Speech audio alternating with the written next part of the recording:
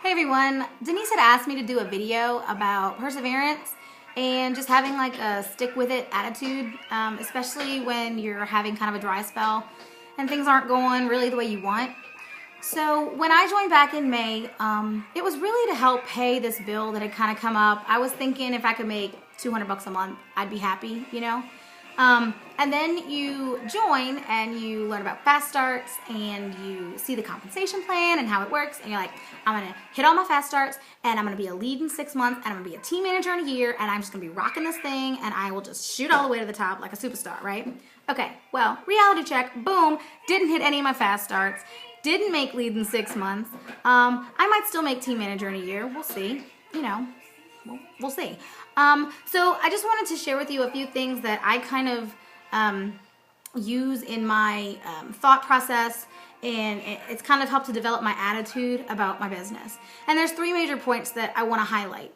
So the first one is giving yourself time to blossom. I watched this video, and don't quote me on the exact numbers, but I'm pretty sure these are accurate.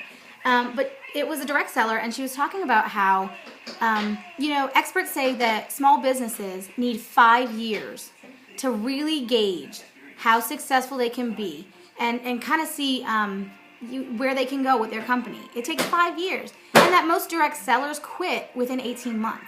So what that says is that they're quitting before they've ever had a chance to blossom. If they were a seed in a pot of soil, they're quitting before the seed even breaks the surface of the soil and becomes a seedling. And even after you become the seedling, you're still really weak and vulnerable. And I feel like that's how a lot of us are in our first several months, because when you're down and you're having dud parties, it can be really discouraging and it can be really easy to want to quit. But my point is that if you keep going, you're going to continue to grow and you're going to eventually blossom and flower. And you know what? After you flower, there's still more to come, because then you produce fruit. And so there's just this long journey. And you know, these first several months are the toughest. And if you push through them, you're going to see results and you're going to see growth and you're going to start to blossom.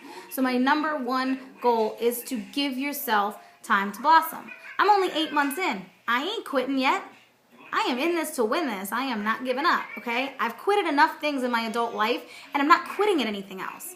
You know, I've tried lots of things and said, you know what? I don't have time. This isn't just, you know, I'm not making enough money to justify the time I'm putting in.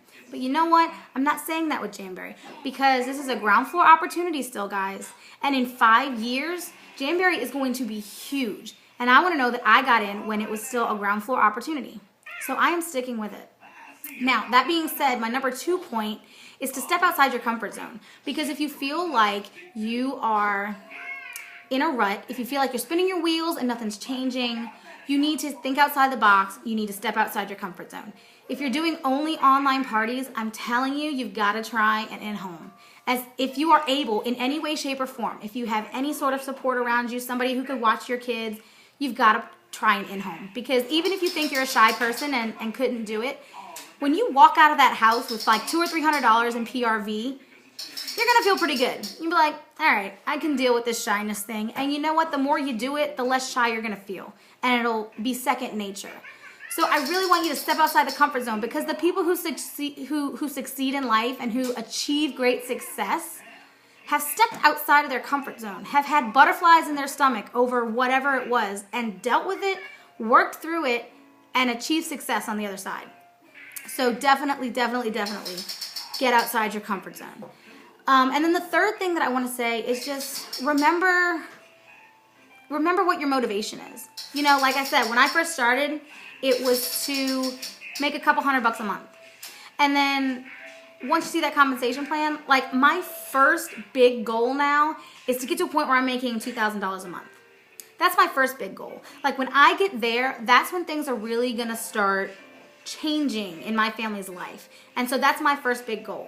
That's going to be the point at which we're putting money into the savings account regularly, like a good amount, not the pittance that we put in right now, but a good amount into our savings account every single month. It means we're going to be able to work toward buying this beautiful house that we live in and making the upgrades and updates that we want to make to it.